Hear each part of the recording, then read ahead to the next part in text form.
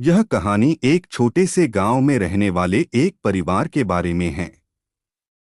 यह कहानी रिश्तों की जटिलताओं, रिश्तों के बीच उत्पन्न होने वाली गलतफहमियों और अंतः प्यार और विश्वास की ताकत को दर्शाती है।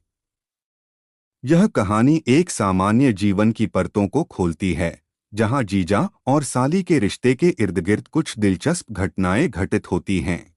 गांव में मोहन और सीमा का परिवार रहता था।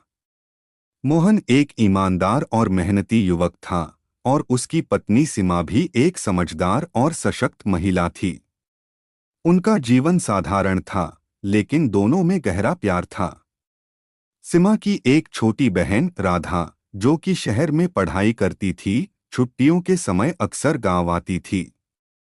राधा और मोहन की पहली मुलाकात कुछ खास नहीं थी, लेकिन जैसे जैसे समय बीतता गया, दोनों के बीच एक सहज और सामान्य रिश्ता बन गया।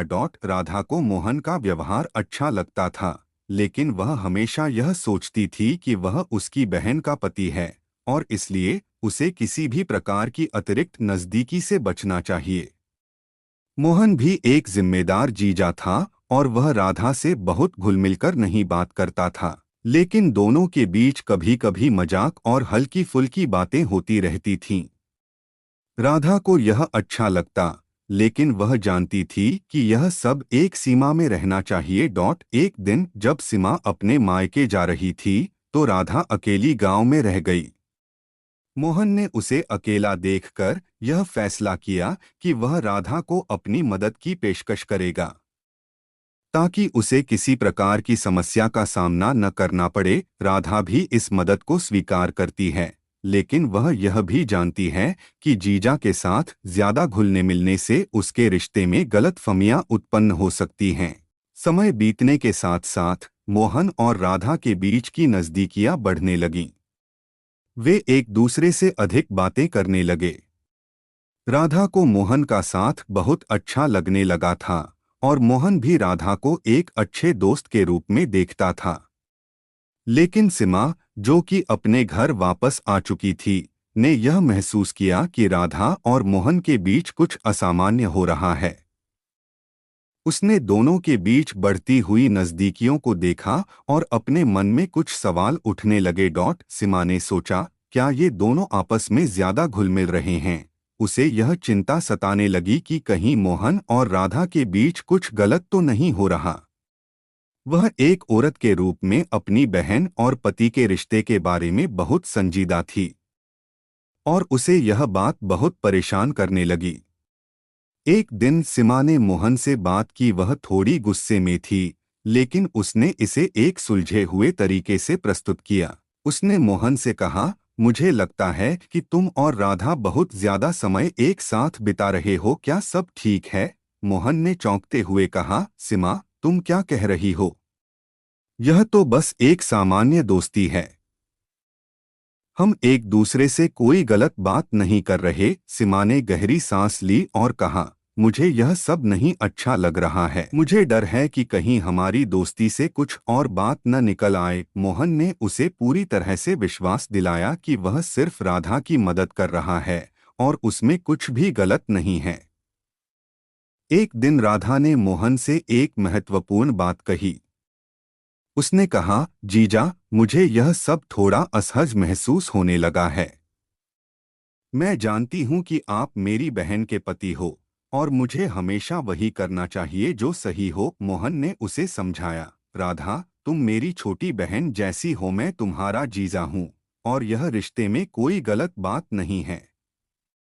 अगर तुम चाहो तो हम हमेशा एक सीमा में रह सकते हैं। सीमा, जो कि अब थोड़ी शांत हो चुकी थी, ने मोहन और राधा से इस बारे में बात की। उसने कहा, तुम दोनों को एक दूसरे से अधिक घुलने मिलने की जरूरत नहीं है। हमें यह ध्यान रखना चाहिए कि रिश्ते में हमेशा एक सीमा होती है।